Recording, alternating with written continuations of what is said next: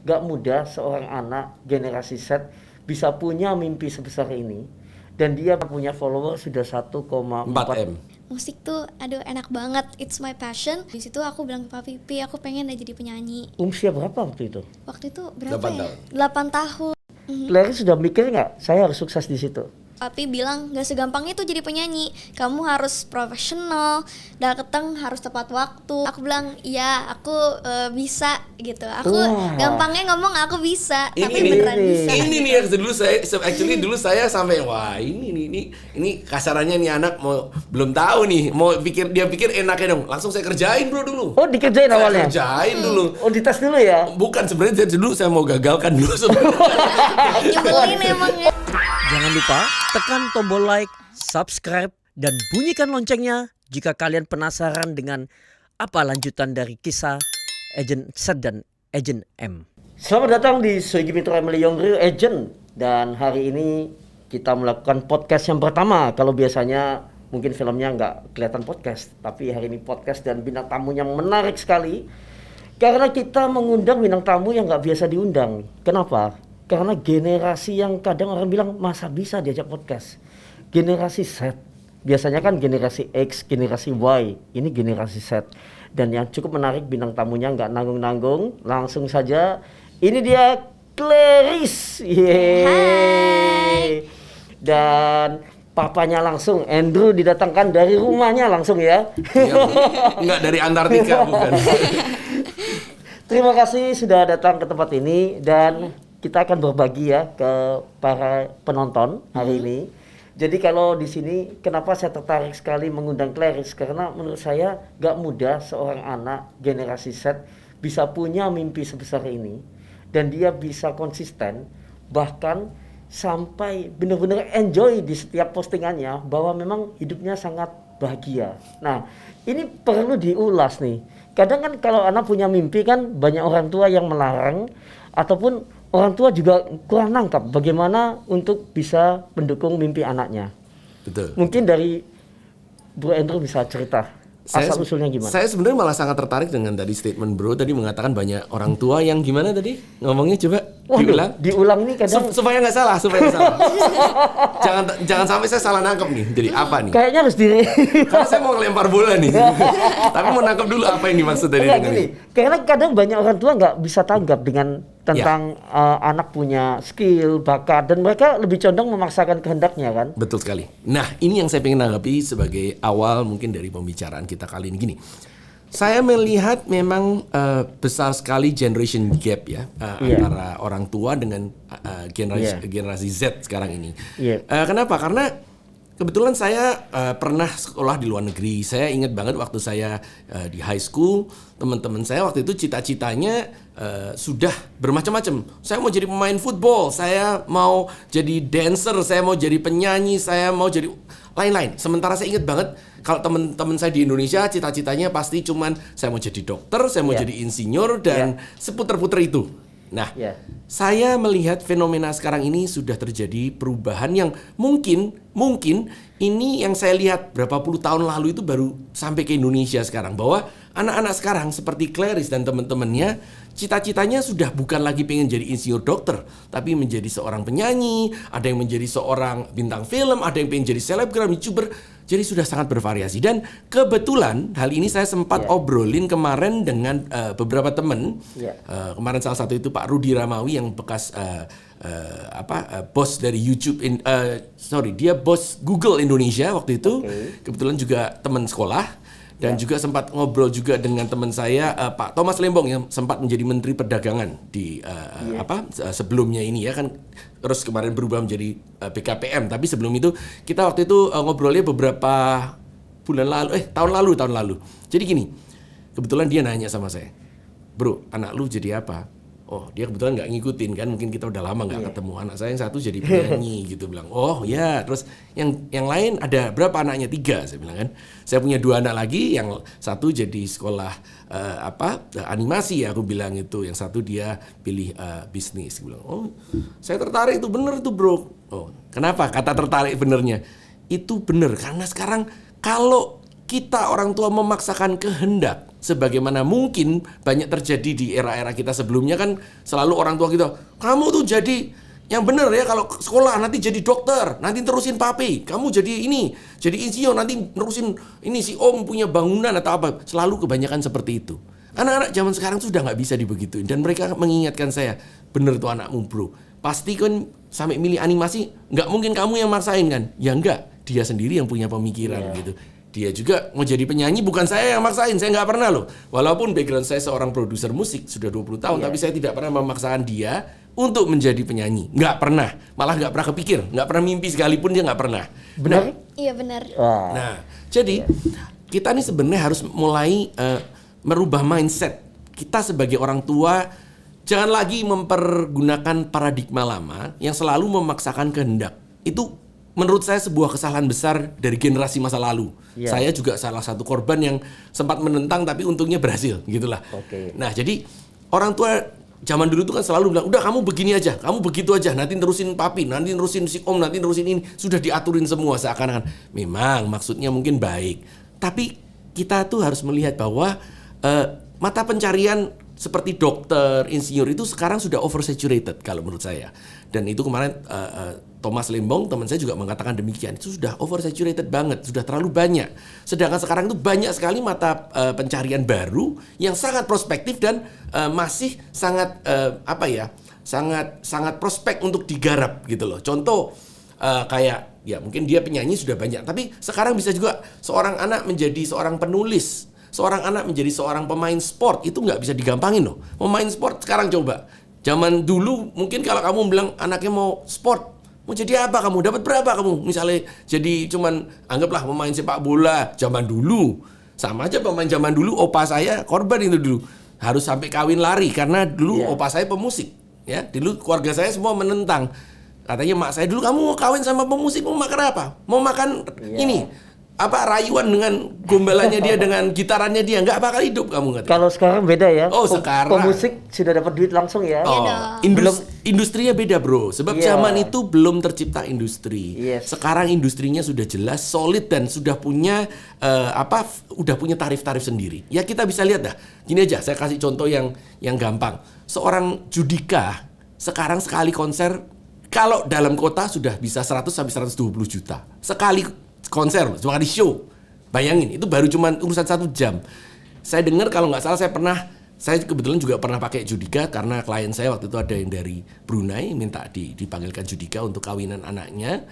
Itu di sini angkanya juga fantastis waktu itu, nggak jadi Judika sih. Waktu itu kita akhirnya ngambil si siapa tuh yang nyanyi Tombowati itu dia anyway karena waktu itu budgetnya besar sekali nggak masuk. Tapi saya ingat banget teman saya dari Malaysia pernah menanyakan, Dre lu bisa ngaturin Judika nggak untuk konser di Malaysia? Itu fee-nya kalau nggak salah hampir 300 juta atau 300 juta di luar riders loh, di luar pesawat segala macam.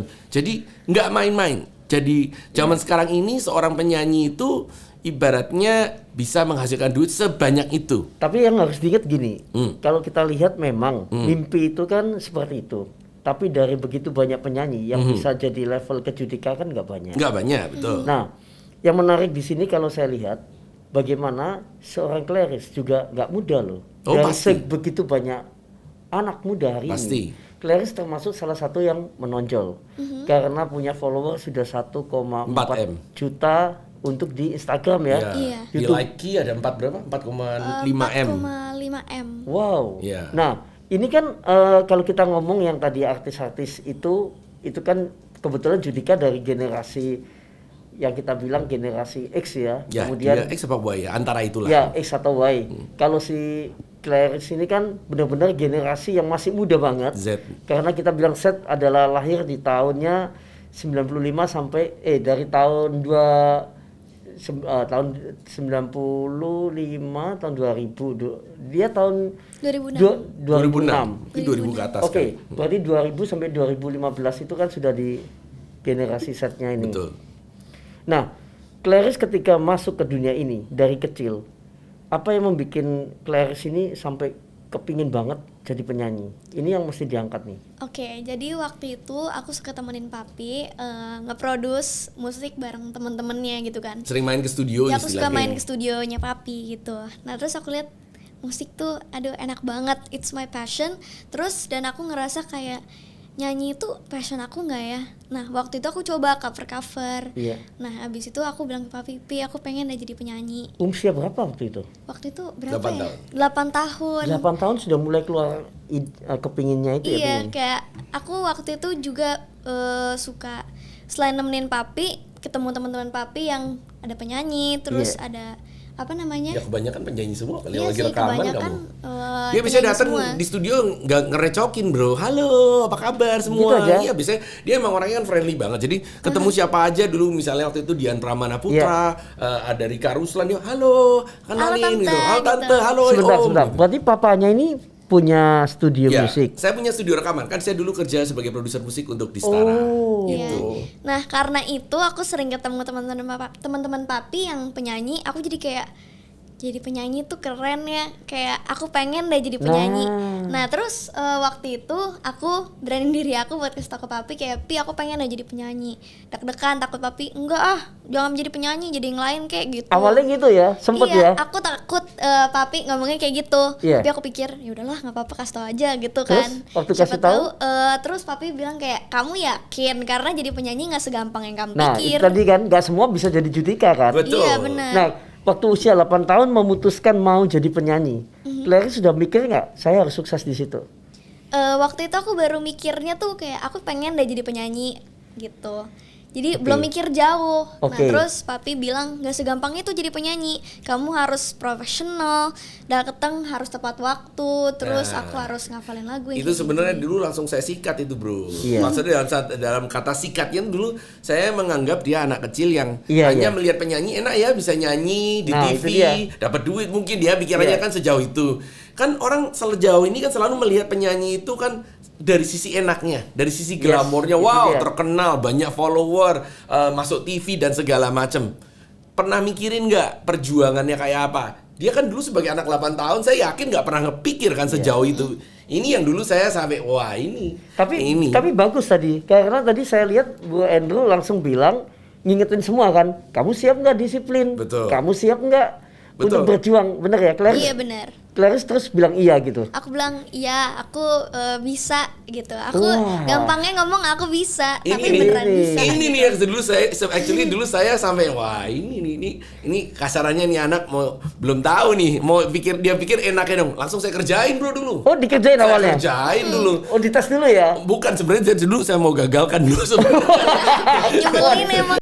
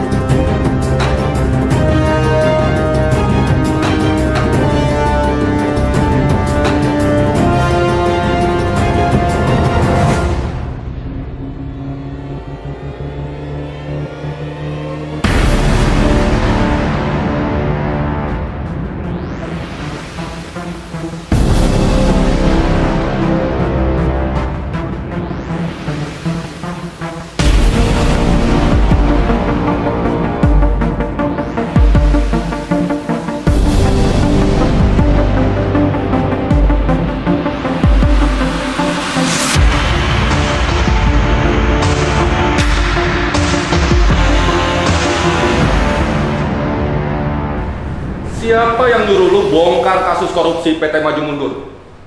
Gimana caranya gagalnya? Enggak, soalnya gini, kocak saya nih. kan menilai dia jujur Iya. aja ya anak 8 tahun Iya. memang sudah siap dengan segala Iya. macam profesionalitas yang harus dimiliki oleh seorang penyanyi. Saya langsung tes waktu itu, saya pikir, lu bener yakin bisa? Bisa katanya, yakin banget. Gampangnya bisa. Bisa, gitu. bener yakin bisa? Bisa. Dia bilang, oh ini anak dicari gara-gara. Terus gimana terus? Iya, terus aku kerjain dulu tadinya. Jadi pertama langsung aku cari teman-teman kan kebetulan banyaklah temen-temen yang di apa orang TV, orang saya tanya-tanya lah. Guys, ada anak gue nih pengen nyanyi, dia aku bilang waktu itu ada yang butuh nggak nih menjadi mungkin bintang tamu lah, terserah mau nggak dibayar kayak mau ngapain, pokoknya ada kira-kira yang mau nggak, ada yang nyaut nggak. Waktu itu teman saya salah satu yang nyaut adalah dari Net TV kebetulan. Dari Net TV diundang acaranya waktu itu untuk Indonesian Morning Show di Net TV. Itu talk show pagi ya. Nah talk show pagi, dan saya waktu itu saya bilang sama teman saya tuh, oke, boleh nggak apa-apa. Saya tanya jam berapa bro? Ini harus cek soundnya jam 3:30. Saya pikir 3:30 sore kan? Iya. Enggak bro, ini 3:30 pagi subuh. Mampus gue bilang gini. Saya pikir ini dia nih harus dikasih pelajaran yang paling susah dulu ya kan. Bangun nggak? Oh iya dong. Kalau kita berbicara sesuatu kan, kalau ibarat orang membangun bisnis jangan bicara enaknya, bicara pahitnya dulu. Saya kasih yang paling pahit. Kalau kopi itu yang udah orang makan gitu, saya kasih 3:30 pagi. Saya bilang berarti kamu tuh harus bangun jam 3 pagi. Sanggup, wis. Oh iya. Dan ternyata pas jam 3 pagi dengan gampangnya papi nggak usah pegang, cuma deh ayo bangun langsung. Oke. Langsung bangun. Jam 3 pagi loh. Iya. Ini sekedar off the record, anak saya yang gede aja sampai sekarang kadang-kadang kalau dibangunin bentar 5 menit lagi mesti ngantuk, itu masih loh sampai sekarang. Jadi karena aku kayak pengen banget jadi penyanyi, jadi mindset aku harus semangat. Jadi nih, waktu aku harus tidur bisa. tuh sudah bayangin, ayo hilang pagi, mau masuk ya gitu jadi, ya. Udah gak sabar. Sebenarnya itu gampang bangunnya, tau nggak kenapa Pi? Jadi karena aku kan mikir kayak oh my god, aku bakal ada di TV nih, aku senang. Jadi Itu apapun yang ya. iya, jadi kalau setiap Padahal aku aja jam 3 pagi aja aku setengah mati bro, jujur akunya yang setengah mati. Iya, jadi sebenarnya tuh aku bisa bangun jam berapa aja, dibangunin tanpa dipegang juga bisa bangun kalau diri aku tuh semangat dan kayak termotivasi pengen bangun gitu. Nah aku gampang banget bangunnya gitu. Bayangin bro, padahal kalau saya kan orangnya nggak bisa tidur pagi. Saya tidur tuh paling jam 1-an, setengah 2, baru jam 3 udah bangun tuh pala saya udah keliengan itu sebenarnya, jujur aja waktu itu aja. Dia yang malah santai aja langsung, udah jam 3 ya, ayo jalan jam 3:30 pagi kan sampai Net TV. Dan ini, gak ngantuk-ngantuk. Dan ini ada serunya lagi nih bro, sampai 3:30 kan sana langsung cek sound segala macam, kelar 4:30 kita cek sound pertama kali ya. Jadi 4:30, sedangkan on airnya jam 7. Masih ada berapa, 4:30 sampai jam 7 tuh berarti ada 2 jam setengah. Nah, dia sebelumnya di touch up dulu, make up segala macam, kira-kira jam 5 udah kelar pokoknya. Dia nanya sama saya, papi aku boleh tidur dulu kan masih jam 7. Saya bilang, lu tidur dulu, suara tuh hancur ya. Tahu kan suara pagi kalau bangun tidur kayak apa gitu ya? Iya dong, orang kan harus ada pemanasan segala macam. Iya, papanya saya ngerti ya. Iya saya ngerti dong. Saya bilang, lu tidur suara hancur loh, gue bilang gitu. Jadi nggak boleh tidur, ya nggak boleh pak, kecuali lu mau nanggung malu. Gue bilang nggak mau, dia bilang gitu kan. Terus dia rupanya pinter cari akal sendiri. Dia jadi dia ngider-ngider ke studio tuh, kenalan sama kameramen, mas ini buat apa ini, pokoknya ngisi waktu lah dia dengan cerewetnya. Semua orang diajakin ngomong sampai jam 7 baru dia mulai. Itu aku ke tempat makeup artis, tante ini buat apa, terus ini buat make up, habis itu ini buat apa, itu blush on, pokoknya cari-cari deh biar nggak ngantuk ya. Iya biar nggak ngantuk. Ya dia nggak ngantuk, padahal aku aja di dalam di ruang tunggu udah tiduran lagi saya. Nah, baru tidur 1,5 jam gila apa gitu kan. Berarti memang benar-benar berjuang ya kamu ya. Iya keren. dong. Luar biasanya itu tes pertama dan sukses gitu ya. Terus saya pikir oke, ini on air, saya mau tes juga off airnya kayak apa kan saya juga. Nah cari lagi teman-teman, guys ada yang butuh ngisi acara nggak untuk off air nih, anak gue bersedia nih gitu ya. Satu tak pikir ya kalaupun ya udah nggak usah ngomong, udah pasti nggak dibayar segala udah gitu, tapi ada yang bersedia aja udah syukur gitu ya. Ada teman kebetulan lagi punya acara Bang BTN waktu itu di GBK. Nah itu acaranya juga jam 7 pagi, jadi jam 6 sudah harus on location. Sama lagi dia juga, saya pikir wah ini kan beda, kalau di TV nggak ada penonton. Itu kan banyak penonton, rasanya gimana gitu.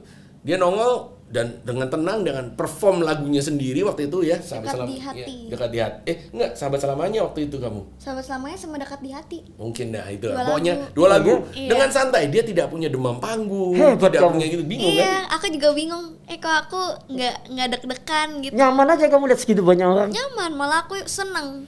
Jadi rupanya dia ini punya mungkin yang apa ya yang dikatakan mungkin sama Michael Jackson, kalau dia lihat penonton makin banyak itu makin hot malah. Iya. Justru kalau dia pas kebetulan didatangkan di acara yang penontonnya limited banget, misalnya memang di restrict gitu ya, dan penontonnya nggak rame dan malah biasanya mungkin nggak terlalu boleh banyak berinteraksi, dia sedih, nggak kurang semangat karena kayak gimana ya, kayak buat dia kok nggak, ya ilah kok nggak ada yang seru-seru gitu, kayak nggak ada tantangan Iya, ya. kayak ya terus ini aku ngapain nyanyi doang gitu Cuman kan. buat segelintir orang, buat dia males gitu, jadi malah nggak. Jadi kalau semakin ramai aku semakin senang dan Iya. makin udah Makin hot, kayak aku iya. bilang makin Kamu memang jiwa entertainnya tinggi, soalnya pengen menghibur banyak orang, ya pengen mereka lihat kamu juga perform yang sebaik mungkin ya. Iya dong. Nah itulah yang saya bilang, dia ternyata gini, mungkin banyak orang mungkin bercita-cita jadi penyanyi, tapi saya rasa untuk menjadi seorang penyanyi yang mungkin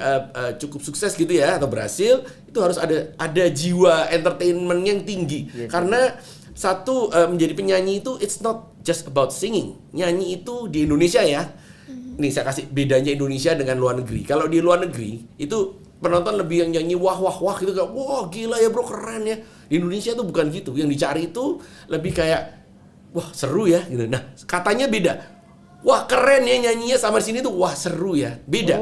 Jadi kalau di Indonesia itu kadang-kadang orang lebih yang dicari itu adalah penyanyi yang bisa entertain. Jadi bisa berkomunikasi sama crowd, bisa ngajakin membuat suasana itu menjadi menyenangkan. Itu yang di Indonesia dijual. Nah, dia itu kebetulan punya itu di dalam diri, dan ini yang memang saya rasa kalau seorang penyanyi hanya cuma kemampuannya nyanyi, kalau di Indonesia agak berat bro, jujur. Karena ini saya sudah pernah juga produksi dulu, ada satu grup berdua duo yang nyanyi luar biasa banget, keren banget kayak Boyz II Men. Tapi kalau bicara perform saya kagum ya, wow banget. Tapi kebetulan dia kurang ahli dalam berinteraksi, sehingga selalu lagu pertama wow, kedua udah mulai tiga orang udah baik ngobrol sendiri karena dia nggak bisa nyatuin penonton dengan dia. Ini menarik nih cerita seperti ini. Clary sudah berapa lama pernah nyanyi di panggung yang kamu nyanyi berapa lagu yang nonstop? Maksudnya kayak Ya dari sejak 8 tahun itu dia udah perform sendiri setengah jam 45 menit. Oh, setengah jam 45 menit? Iya. Selalu 8 7-8 lagu biasa. 7-8 lagu. Iya. Waktu perform itu di acara apa itu? Banyak. dulu banyak sih. Lah, mall. Pertama paling sering mall. Terus produk-produk. Ini kan 7 lagu. lo Iya, selalu 7, tuh. 8, Iya, bahkan Claire pernah 10 ya. Pernah 10. Gila, sudah kayak konsernya artis top aja ya. Itu dia udah terbiasa bro, dia nggak pernah, kalau justru kalau dia cuma nyanyi satu lagu kita agak males sebenarnya, jujur, maksudnya mending dia nggak nggak bisa usah, all out. gitu. Iya, kalau mau ngundang ya kayak suatu showcase gitu. Jadi Claire sudah biasa dengan nyanyi. Kita kalau kontrak sama perusahaan-perusahaan, let's say waktu itu BB Luck lah apa segala macam itu, untuk mereka punya acara di mall, itu pasti 45 menit sampai 60 menit minimum. 45 menit. Karena aku mikirnya kayak kasihan juga fans aku kan nggak semuanya deket situ, sekitar situ kan rumahnya. Jadi kan butuh perjuangan, effort juga buat nontonin aku. Ada tuh yang Ya, kalau dengerin dulu ya, ada yang datangnya dari Bogor, dari Bogor, ada yang dari Jawa Timur, ada yang pernah ada yang datang Jawa kan. Timur cuma Bayangin, buat nonton aku. buat Kan nonton kasihan dia. ya kalau cuma satu lagu Iya. dan bayangin orang itu telat. Kasihan banget gitu. Nah, nontonnya. ini pertanyaan menarik lagi nih. Karena Clarice ini kan salah satu bintang yang sangat memperhatikan fansnya. Kamu kan dulu sering diblok kan? Karena jawabin kebanyakan fans sampai Instagram ngeblok kamu berulang kali. Iya. Sampai kamu terus masih minta maaf ya, nggak bisa jawab, bener ya? Kamu sayang banget sama fans ya? Iya, aku juga sering live buat interaksi sama fans aku, live bareng. Wow. Kadang-kadang juga Zoom bareng. Nah ini yang saya sebenarnya sebagai seorang tua saya khawatir sih, karena Iya. khawatir matanya gitu loh ya. Matanya kalau dia main Instagram segitu lamanya, takutnya kan nanti nggak lucu bro. Saya nggak pengen lihat dia belum udah pakai kacamata tebel kan repot gitu ya. Tapi ya itulah, sedemikian sayangnya dia sama fans-fansnya sampai mau meluangkan waktu tiap hari seperti itu gitu. Wah, ini memang bener nih. Jadi orang yang memang dicintain fans dibangun dari kecil sampai sekarang semakin banyak ya. Iya, jadi fans itu tuh loyal karena ya sebagai misalnya nih ya, aku sebagai penyanyi ini tuh nggak boleh sombong karena yang Iya, bikin iya. aku terkenal adalah fans. Tanpa fans, I'm Itu yang nothing. saya selalu ingetin dia dari dulu. Selalu jangan lupa, kamu mau jadi penyanyi, public figure, Iya. kamu tuh jadi public figure soalnya dicintai orang banyak. Artinya kamu harus mencintai balik orang banyak itu. Kalau enggak, lu mendingan jangan jadi public figure. Tapi karakternya bagus kok. Memang Clarice punya karakter, dari auranya, energinya itu memang positif dan orang suka sama Clarice. Tapi pernah dapat haters nggak?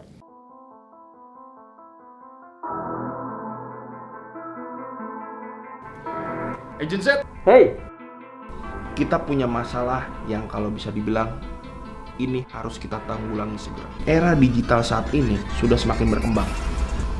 Kita harus punya agen-agen muda. Apa sudah dipersiapkan? Agent Raymond, tenang saja. Dan lagian sudah banyak kok kita membina kader-kader muda untuk agen-agen masa depan. Dan mereka sudah kita lihat dan kita pelajarin karakternya positif dan bisa menginspirasi banyak anak muda lain untuk tahu bagaimana cara mengejar cita-citanya. Hai. Nah, ini dia. Oh, ini. Jangan lupa tekan tombol like, subscribe, dan bunyikan loncengnya jika kalian penasaran dengan apa lanjutan dari kisah Agent Z dan Agent M.